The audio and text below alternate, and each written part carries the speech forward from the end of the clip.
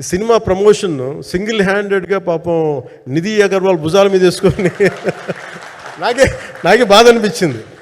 పాపం ఒక అమ్మాయి తన కెరీర్ తను చూసుకోవాల్సిన అమ్మాయి కూర్చోబెట్టి నాకే సిగ్గు అనిపించింది. I have to truly appreciate you. అంటే చాలాసార్లు పాపం అన్నీ వెళ్తూ ఉంటే నాకు ఇదేంటి సినిమాని అనాథలా వదిలేశారండి అనిపించింది.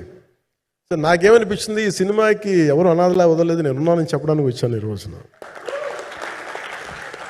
ఎందుకంటే నేను కోట్లాది మంది ప్రజలకి అండగా ఉండేవాడిని, దేశంలో ఉండే సమస్యలకి స్పందించేవాడిని. అలాంటిది తెలుగు సినిమాకి, నా సినిమాలకి మీకు తెలుసు గతంలో ఎన్నిసార్లు ఇబ్బందులు పెట్టారు. అదే మన ప్రభుత్వం అక్కడికి రాగానే వెంటనే సాధారణంగా గుండెలు హృదయ కవాటాలు తెరిచి మరి ఆహ్వానించాం. ఏ కృతజ్ఞత కూడా ఆశించలేదు. అంత చిత్ర పరిశ్రమను అంత గుండెల్లోకి తీసుకుంటాం. అలాగే దీనికి సంబంధించి అలాంటిది నా సినిమాని నేను ఎందుకు వదిలేస్తాను? అసలు నాకు ఏమనిపించిందంటే, సినిమా చేయగలమా లేదనని పరిస్థితుల్లో జ్యోతికృష్ణ గారు ముందుకు వచ్చి నాతో మాటలు నేను చెప్పలేదని, ఇది ఇలా చేస్తాం అలా చేస్తాం ఏం చెప్పలా.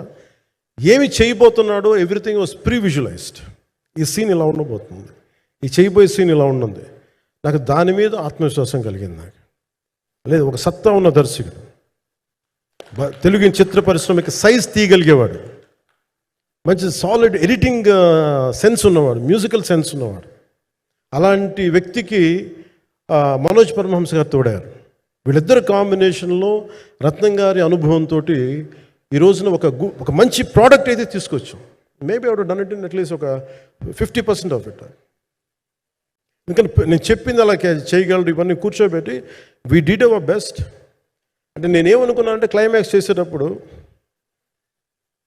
ఇంక నేను తర్వాత సినిమాలు చేస్తానో కూడా లేదో నాకు తెలియదు, కానీ నాకు ఇష్టమైన నిర్మాత, తెలుగు చిత్ర పరిశ్రమకి నిజంగా ఒక అండగా ఉన్న నిర్మాత, I want give my best to him. నేను అందుకని ఆంధ్రప్రదేశ్ ప్రభుత్వానికి కూడా, మన ముఖ్యమంత్రి గారికి కూడా తెలియజేశాను. ఈయన్ని ఫిల్మ్ డెవలప్మెంట్ కార్పొరేషన్కి చైర్మన్ నేను ప్రతిపాదించాను.